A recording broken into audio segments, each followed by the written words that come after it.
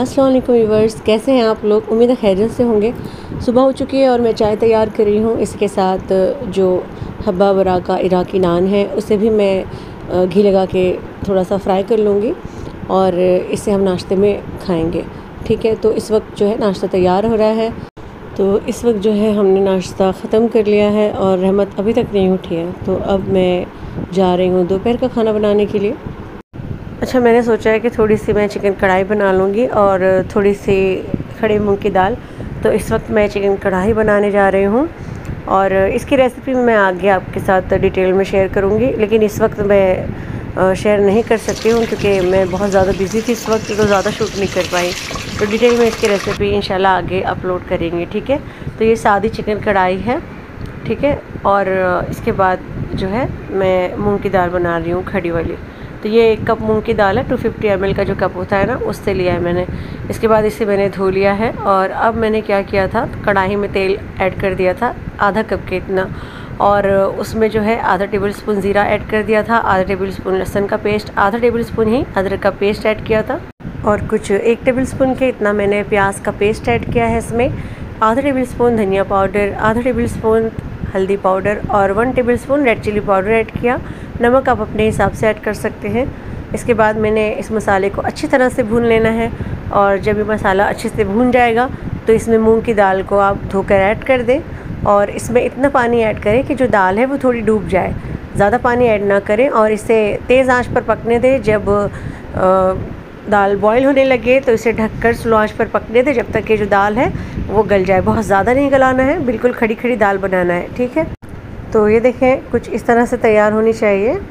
दाल गल भी गई है और खड़ी खड़ी भी है। इस पे हरा धनिया छिड़क कर ही आपको सर्व करना है। ये चिकन कढ़ाई तैयार हो चुकी है और इसके ऊपर आपको कटा हुआ हरा धनिया और लंबाई में कटी हुई अदरक ऐड कर देना है। मुझे कुछ मसाले बनाने थे तो उसे तैयार कर रही थी मैं। वो जो कढ़ाई बनाते हैं ना उसमें ऐड करना होता है। तो जो ज़ीरा है उसे मैंने भून लिया है, इसे मैं अलग क्रश करके रख दूँगी एक बॉटल में, और इसके साथ ही मैंने धनिया को भी भून लिया है। तो ये दोनों चीज़ों को क्रश करके रख देना है। तो जब भी आप कढ़ाई बनाएंगे तो उसमें ऐड कर सकते हैं इसे। इस वक्त खाना भी खा चुके थे और कुछ काम वगैरह थे वो भी मैं निपटा चुकी थी। अब मुझे थोड़ी देर के लिए रेस्ट करना था और शाम का प्रोग्राम था बाहर जाने का। मगरिब की नमाज़ वगैरह से फ़ारिग होकर हम लोग बाहर निकल चुके हैं घूमने के लिए। जो हमारे रिलेटिव है शाहिदा और उनके हस्बैंड, वो आए थे हमें पिक करने के लिए और अब हम उनके साथ घूमने जा रहे हैं बाहर। तो रात में बाहर खाना खाने का और घूमने का प्रोग्राम था।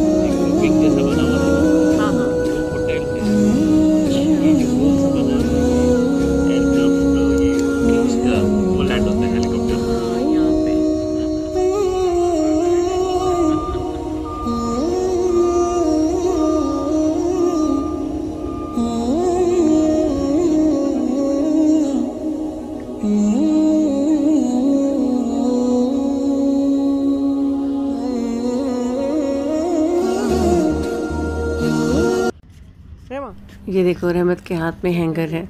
जब भी ये घर से निकलती है ना कोई चीज़ें अपने हाथ में ले लेती है और हम इसे छीन नहीं सकते।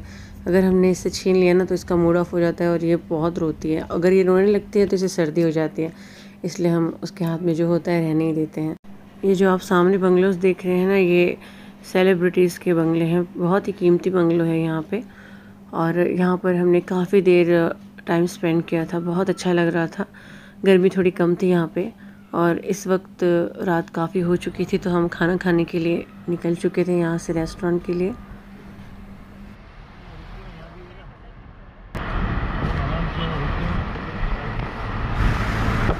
तो हम पहुँच गए थे अपने फेवरेट रेस्टोरेंट में और फेवरेट खाना खाने के लिए। अक्सर हम इस रेस्टोरेंट के बाहर ही बैठते हैं और फर्स्ट टाइम हम अंदर आके बैठे क्योंकि गर्मी बहुत ज़्यादा थी ना। ये जो आप सामने देख रहे हैं ये शाहिदा के हस्बैंड हैं और कुछ चीज़ें इन्होंने ऐसी ऑर्डर की थी जो हमने अभी तक ट्राई नहीं की थी इस रेस्टोरेंट में।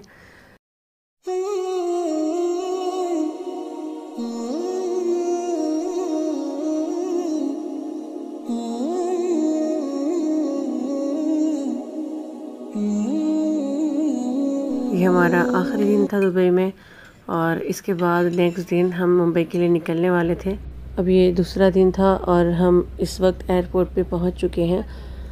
अच्छा, हमने 10 दिन पहले स्पाइस जेट की जो है टिकट ख़रीदी थी और आज वो बार बार कैंसिल हो रही थी।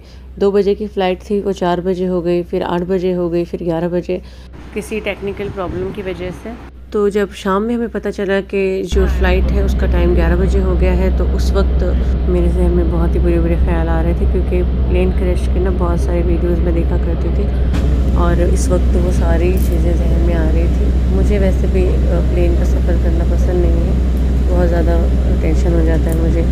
तो जब बार बार फ़्लाइट कैंसिल हो रही थी ना, तो रिसेंटली एक हादसा हुआ था जिसके बारे में मुझे याद आया कि वो फ़्लाइट भी बार बार कैंसिल हो रही थी और कुछ टेक्निकल प्रॉब्लम था और जब आसमान में जाके वो टेक्निकल प्रॉब्लम वापस आ गया तो हादसा हो गया था। इतने लोगों की जानें चली गई थी ना। तो अल्हम्दुलिल्लाह सबसे बेहतरीन चीज़ हुई कि हस्बैंड ने कैंसिल कर दी उस फ़्लाइट की टिकट और अब मैं थोड़ी सी टेंशन फ्री होकर इस फ़्लाइट में सफ़र कर रही थी।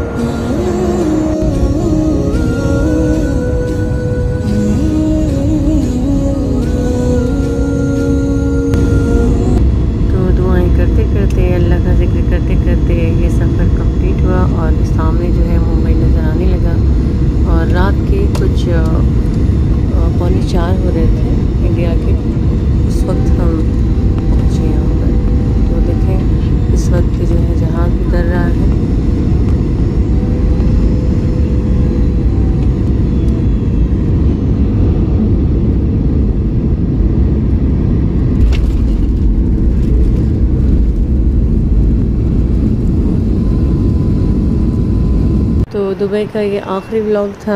उम्मीद है आपको पसंद आया होगा।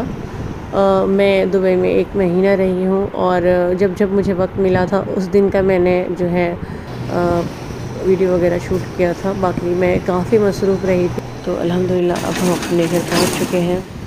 तो यकीनन आपको हमारे ये ब्लॉग्स पसंद आए होंगे। मिलेंगे नेक्स्ट वीडियो में एक नई रेसिपी के साथ, तब तक के लिए अस्सलाम वालेकुम।